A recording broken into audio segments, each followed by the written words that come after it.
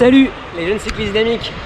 Si vous avez l'œil, vous aurez remarqué que sur mon casque se trouve un petit objet blanc. Il s'agit de la nouvelle caméra de Insta360, la Insta360 Go 2, et je vais la tester aujourd'hui. Allez, c'est parti.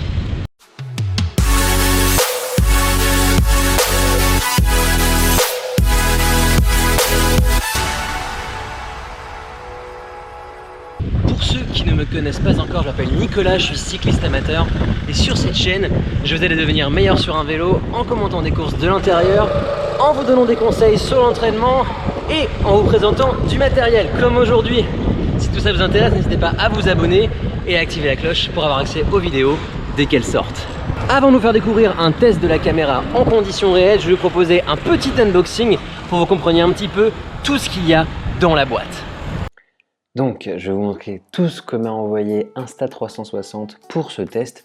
Naturellement, la caméra Insta360 Go 2, plein d'adaptateurs, plein de manières de l'utiliser, etc. Selfie stick, des lentilles, enfin plein de choses qui me permettent de vous en montrer un maximum. On va commencer immédiatement avec l'unboxing de la caméra Insta360 Go 2. Il s'agit de la génération qui suit la Insta360 Go, c'est la première caméra de petite taille. Il y a 2-3 trucs un peu révolutionnaires que je vais vous montrer dans l'unboxing de cette caméra. C'est une petite caméra d'action, elle va filmer au maximum en 1440p et 50 images par seconde. Pour ce qui me concerne, je vous propose toujours du contenu en 1080p, donc c'est pas une limitation. En revanche, si vous avez besoin de 2K ou de 4K, vous allez vous retrouver limité avec cette caméra. Cela dit, comme elle est plutôt dédiée au format court, au format nomade, à diffusion sur des réseaux sociaux par exemple, vous allez vous rendre compte que c'est largement suffisant. C'est une caméra extrêmement compacte, extrêmement discrète, extrêmement légère. On est autour des 40 grammes il me semble. Et vous voyez, ça a la taille d'une sorte de grosse capsule, une sorte de gros suppositoire. C'est aussi petit que ça en a l'air, c'est léger, c'est super simple d'utilisation, vraiment ultra intuitif. Pour ça, je trouve que c'est bien joué de la part d'Insta360, d'autant qu'il y a quelques petits features un peu sympas qui sont vraiment, selon moi, révolutionnaires. Je vais vous montrer notamment la fixation pendentif, qui en gros est à mon sens un gros game changer de la fixation caméra. Il s'agit d'un pendentif aimanté au collier réglable sur lequel vient se fixer la caméra grâce à cet aimant. Il se trouve que ça permet de fixer cette toute petite caméra de manière extrêmement discrète sur des vêtements, un peu comme on le ferait un micro-cravate, etc., mais sans pince, sans épingle, sans rien, grâce à ce petit pendentif qui vient se mettre sous votre vêtement. Vous voyez en bas à droite, on voit bien la caméra qui a l'air de flotter un peu comme ça, très discrètement sur le vêtement, ce qui rend la caméra super discrète, mais aussi super facile à fixer. Super également qu'a prévu Insta360, c'est une notice dans toutes les langues. On trouve bien le français en 4e position, ce qui fait que voilà, si vous avez un doute sur la manière dont on utilisera la caméra, tout est inscrit et consigné en français là-dedans. Là, ce que je vous montre, c'est le boîtier de chargement, c'est un peu le boîtier, la maison mère de votre caméra. C'est par ce boîtier que la caméra se charge. Elle va s'intégrer dans la partie haute qui a l'air d'être vide là normalement.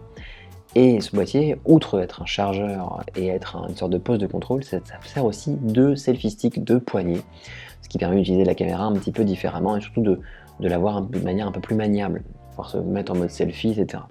Ce boîtier, naturellement, il sert pour la ranger, il est très pratique pour la recharger. Et c'est d'ailleurs son seul mode de rechargement, je vais vous montrer. La caméra est dénuée d'une quelconque fiche que ce soit, c'est-à-dire que vous n'avez pas moyen de brancher quoi que ce soit sur cette caméra.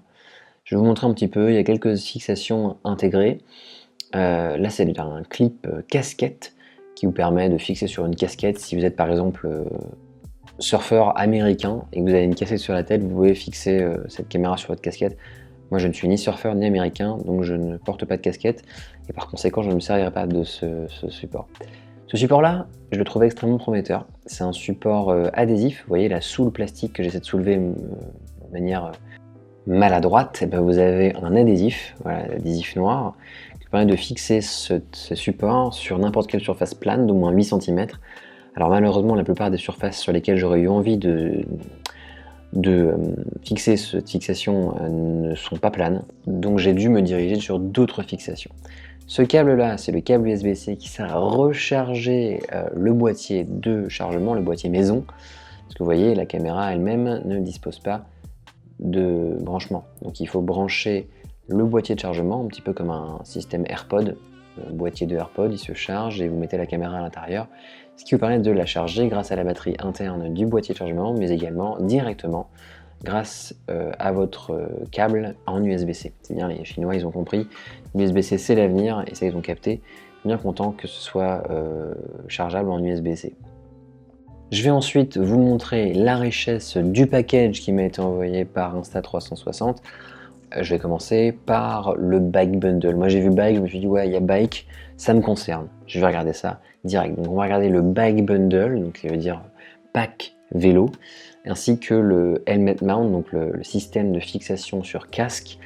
Et en fait là-dedans, je dois dire que j'étais un petit peu sur ma faim. C'est-à-dire que j'ai rien vraiment trouvé d'aussi révolutionnaire que ce que j'avais pu voir dans le bundle, enfin dans la boîte de l'Insta360.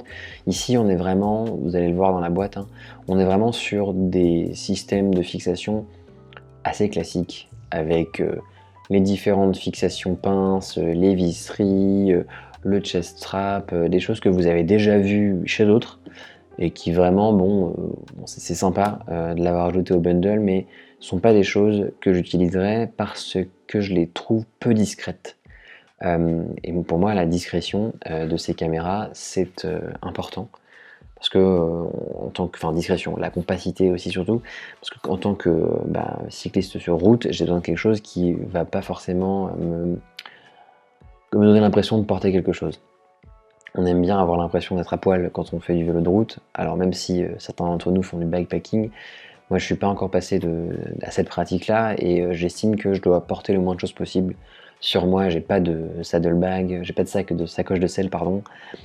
Je me porte tout dans mes poches, je voyage léger et pour ça, j'ai pas envie de me trimballer avec plein de trucs.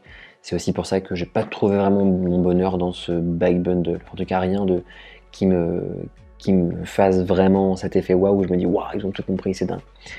Dans la boîte du helmet mount, ici pareil, on va avoir des choses qui s'adaptent très bien sur les casques intégraux avec des surfaces planes, puisque les adhésifs sont plats. En tout cas, les cartouches qui permettent de tenir les adhésifs sont plats, et pour cette raison, idem, je n'aurai pas forcément l'usage de ces outils-là, de ces accessoires-là. C'est pour ça qu'on va passer à l'unboxing des accessoires spécifiques pour la Insta360 Go 2. Vous allez voir, là, on va trouver vraiment des choses qui vont nous changer la vie en ce qui concerne les fixations de caméra. Les voilà, les fixations Insta360 Go 2. Le Mount Adapter Bundle, alors ça veut dire pack adapteur de montage. Je suis pas sûr de ma traduction, mais globalement, c'est adapté spécifiquement à cette caméra. Vous voyez, il y a cette petite forme, ce petit housing, ce petit boîtier qui permet d'enserrer la caméra dans sa forme de suppositoire. Là. Franchement, c'est pas mal. Là, pour le coup, on a des choses qui rendent justice à la compacité, à la discrétion de cette petite caméra et à son poids léger et son encombrement minimal. Et ça, je trouve ça vraiment cool. En plus de ça, je vous parlais tout à l'heure des histoires d'adhésifs plats. Ici, on a des espèces de cartouches qui sont incurvées et qui permettent de donner une forme incurvée à l'adhésif, ce qui est parfait pour les casques de vélo de route qui sont pas plats, enfin qui n'ont aucune surface plane. Donc pour ça, merci Insta360, parce que là-dedans, en fait, il y a tout ce qu'il faut pour des gars comme moi qui font du vélo de route et qui ont besoin d'avoir une caméra discrète. Il y a vraiment tout ce qu'il faut. Donc là-dedans, j'ai vraiment trouvé les choses dont j'allais avoir besoin pour réaliser mon test grandeur nature. Allez, ça commence tout de suite.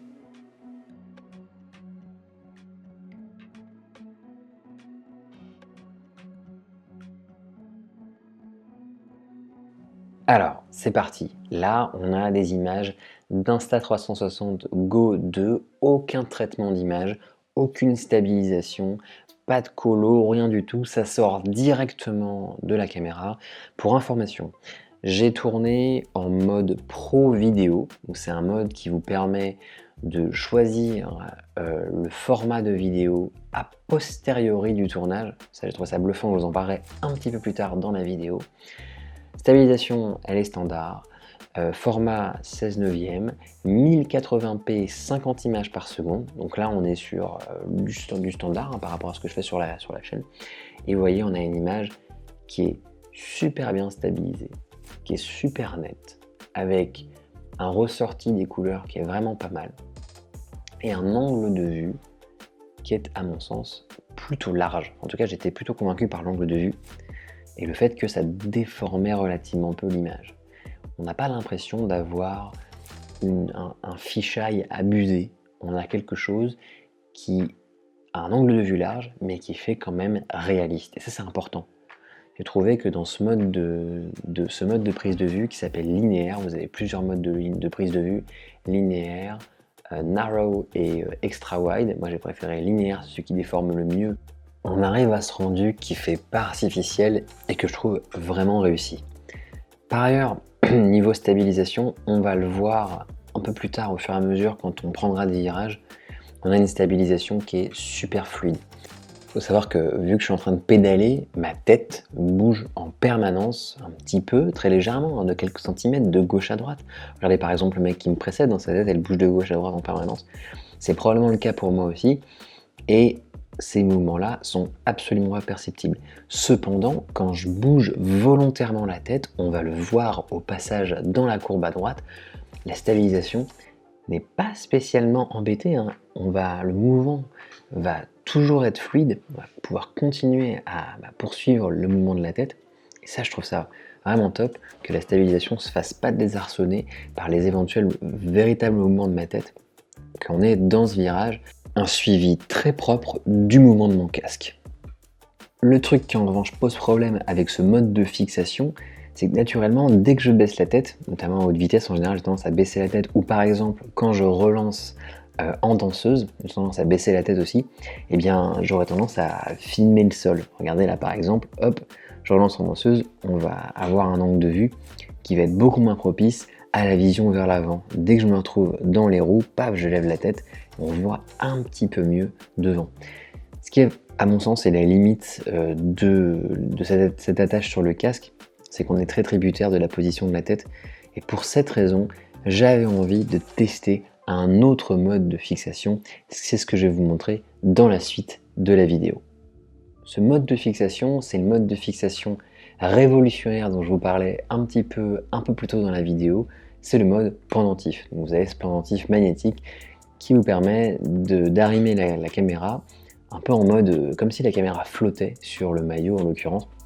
Moi j'ai dû l'excentrer très légèrement pour éviter que la caméra vienne être embêtée par le zip du maillot, mais voilà ce que ça donne sur la route. Alors ici également on est tributaire de la position de la caméra. Par exemple là quand je relance au sprint, vu que j'ai le corps vers l'avant, on va rien voir à l'avant. Donc ça règle pas encore mon problème.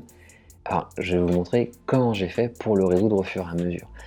Parce que ce que je vous ai pas dit, c'est qu'il y a un mode de prise de vue sur cette caméra qui vous permet non pas de shooter en dur en 16 neuvième par exemple, mais de shooter votre vidéo et ensuite de choisir le format que vous voulez appliquer à votre image. Là par exemple, ce que vous voyez, c'est l'export d'un clip qui a été tourné en mode pro vidéo et par conséquent avec ce clip je peux en faire absolument le format que je veux parmi les trois formats disponibles, 16 neuvième, 9 16e ou format carré.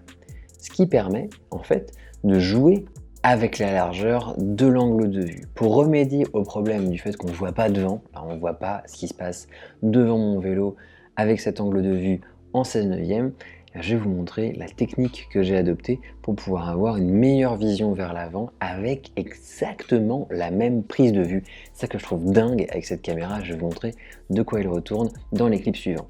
Les clips que vous allez voir sont exactement les mêmes clips, seulement j'ai choisi de les exporter en 9 16e et non pas en 16 neuvième, vous allez voir à quel point c'est différent. Donc là, l'angle de vue se fait plutôt verticalement. Donc on va beaucoup mieux voir ce qui se passe vers l'avant et on aura la même impression dynamique de mouvement dans le geste de pédalage au sprint. On voit mon cintre et on voit aussi bien devant ce qui se passe à l'avant. De la même manière, je vais le faire sur un autre virage, un autre sprint, où ça va être aussi visible. On va avoir vraiment cette vision vers l'avant et en même temps la possibilité d'avoir cet effet dynamique de cintre qui bouge au sprint. Et ça, je vous le redis, hein, mais c'était dingue quand je l'ai découvert, c'est exactement la même prise de vue que celle que vous avez vue avant. La différence, c'est qu'elle est traitée différemment dans l'application Insta360. D'une part en 16e et d'autre part en 9/16e.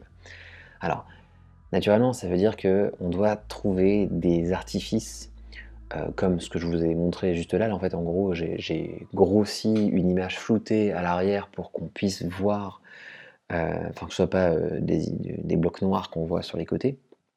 Mais ça reste quelque chose qui me permet de jouer pas mal avec les angles de vue et de pouvoir vous faire voir des choses différentes, ou en tout cas faire voir différemment la même chose grâce à cette option Pro Vidéo qui permet de choisir l'angle de vue que l'on souhaite.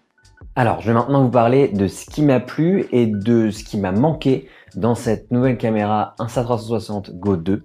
Alors, ce que j'ai particulièrement aimé, c'est la taille, la discrétion et le poids ultra léger de cette petite caméra. Vous voyez, en gros, c'est vraiment microscopique. C'est ultra discret parce que quand vous la mettez surtout en mode pendentif, ça se voit à peine finalement sur le vêtement. Bon là en l'occurrence c'est un vêtement foncé, mais quand je porte ça sur mon maillot par exemple, je suis certain qu'il n'y a personne qui se dit tiens ce mec là il va filmer la course. Et ça c'est vachement sympa et je pense que c'est pas mal d'avoir ce truc là en plus, un peu plus de discrétion.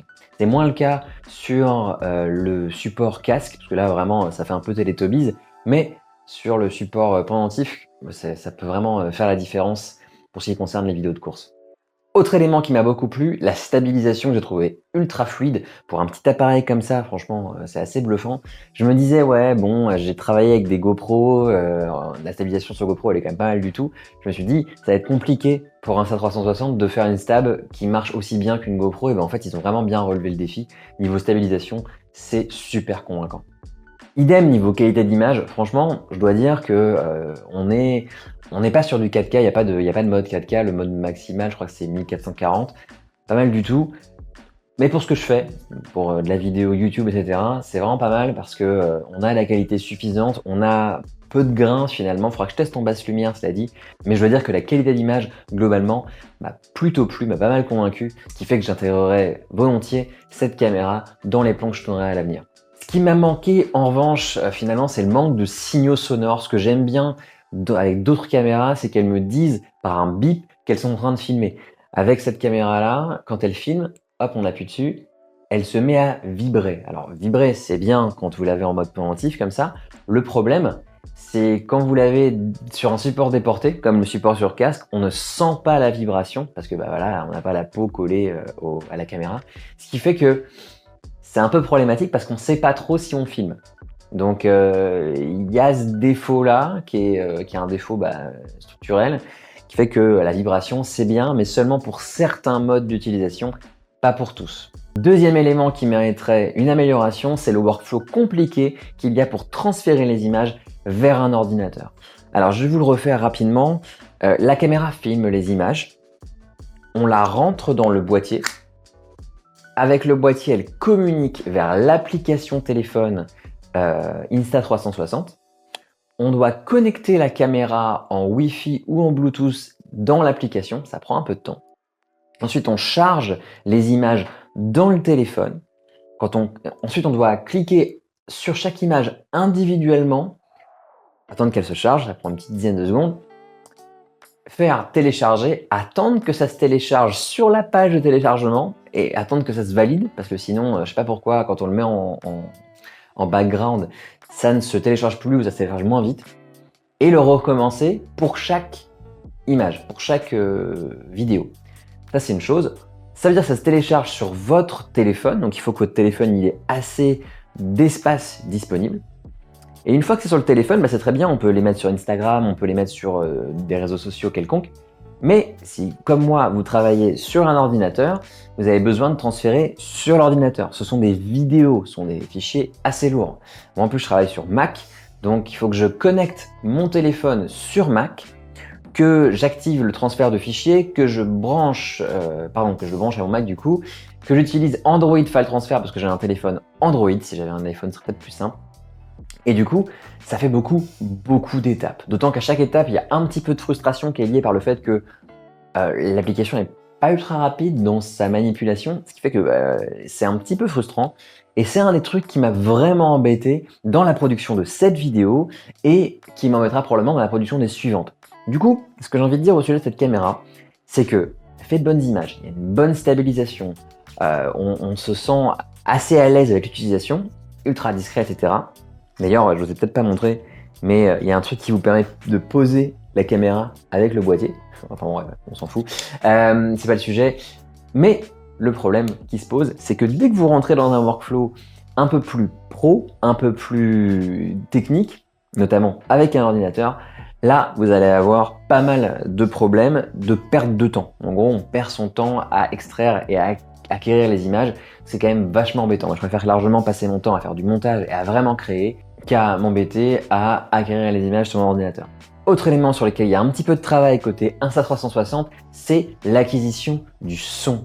En gros, pour le moment, j'ai pas trouvé de situation, hormis en marchant ou en intérieur, où je pouvais utiliser le son dans une vidéo telle que celle-ci. Là, pour le coup, toutes les images en mouvement, même images comme ça en mode selfie, je peux pas utiliser le son. Peut-être bien avec le boîtier, il faudra que j'essaye. Mais pour le moment, j'ai pas eu l'impression que c'était une caméra avec laquelle je pouvais faire des images sonorisées avec le micro intégré.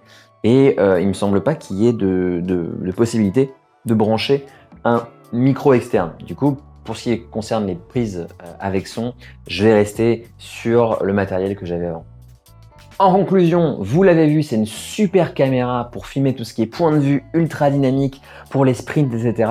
Et c'est ça qui m'a vraiment beaucoup plu et c'est pour ça que je l'utiliserai, que j'intégrerai dans mon workflow dans le futur. Malgré toutes les petites pétouilles que j'ai relevées juste avant, je trouve que c'est quand même du super matériel. Si ça vous intéresse de l'acquérir pour la tester, vous pouvez trouver un lien dans la description juste en dessous. Quant à moi, je retourne au travail et d'ici à ce qu'on se retrouve ici même ou sur les réseaux, je vous dis allez, ciao.